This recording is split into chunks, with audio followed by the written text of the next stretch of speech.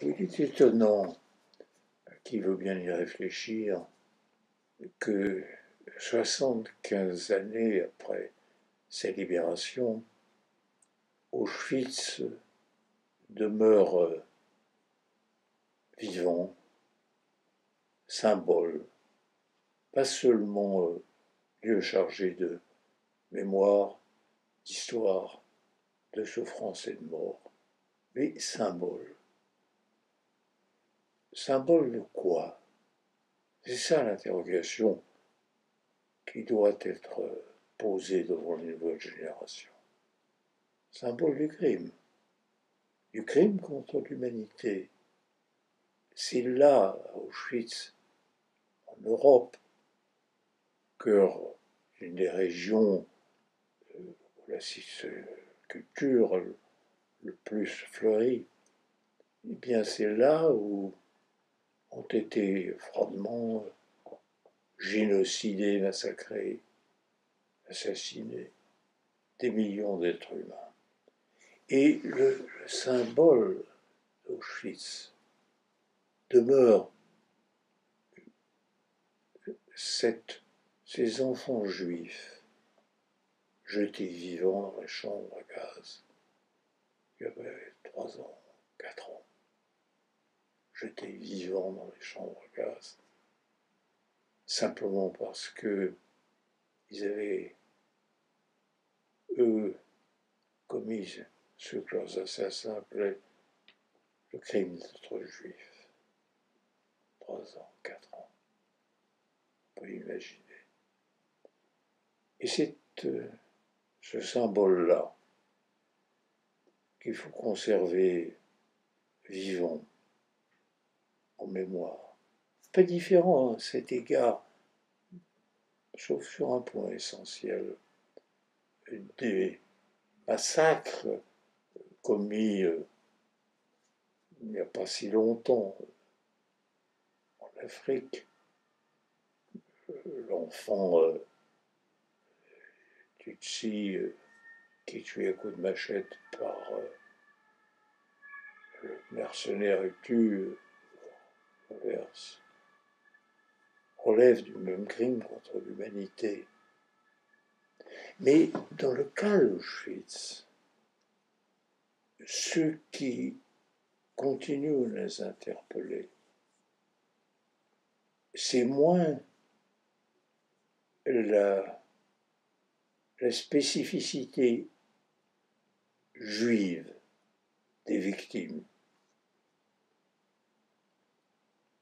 C'est en effet un lieu où les Juifs ont été génocidés, mais ce n'est pas singulier dans l'histoire de l'Europe, le génocide des Juifs. Simplement, dans le cas d'Auschwitz, c'est les bourreaux, les Européens qui l'ont conçu et réalisé. Et d'abord, évidemment, Hitler, on ne sait pas assez que le dernier texte dicté dans la nuit qui précédera son suicide dans le bunker à Berlin n'est qu'un cri de haine contre les Juifs.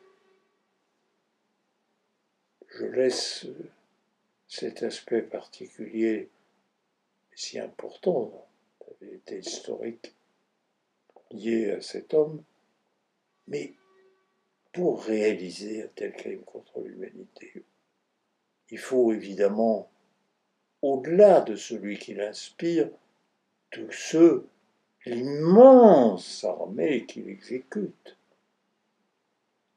Et le fait que le génocide des Juifs européens ait été en définitive l'œuvre, pour l'essentiel, d'une des nations, je dirais même la nation européenne, dans laquelle l'amour des arts, des lettres, de la culture, de la philosophie, de la science était poussé le plus loin. L'Allemagne du début, je dirais du premier tiers du XXe siècle, et cette patrie des arts, cette patrie, ce foyer où on a compté plus de prix Nobel que dans les autres États européens. Alors, je l'ai dit un jour à l'UNESCO, il faut enseigner le génocide des Juifs européens par les nazis. Mais l'interrogation demeure. Pourquoi?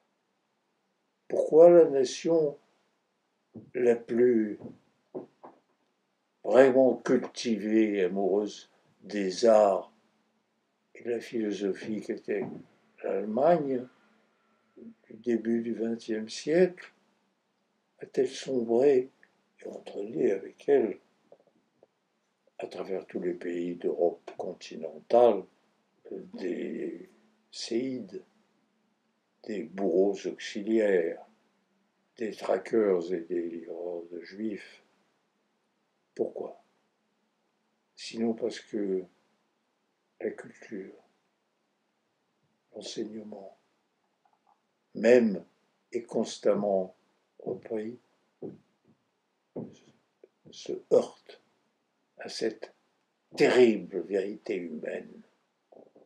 Le génocide fleurit, prospère aussi dans les pays de haute culture, et l'antisémitisme ou le racisme ne sont pas éliminés par le simple fait d'être enseignés. Ce n'est pas une raison, pas du tout, pour ne pas toujours rappeler ce qui est advenu à Auschwitz comme symbole et comme évidemment réalité historique. Mais que les nouvelles générations interrogent à cet égard l'histoire. Comment ceci a-t-il pu advenir? Sommes-nous sûrs qu'il n'y a pas encore les braises de l'antisémitisme et du racisme qui sont là, rougeoyants sous la cendre, et que l'on perçoit par instant? C'est ça l'interrogation qu'Auschwitz pose. C'est comment a-t-on pu en arriver là? Et comment faire pour que l'on n'en arrive plus jamais?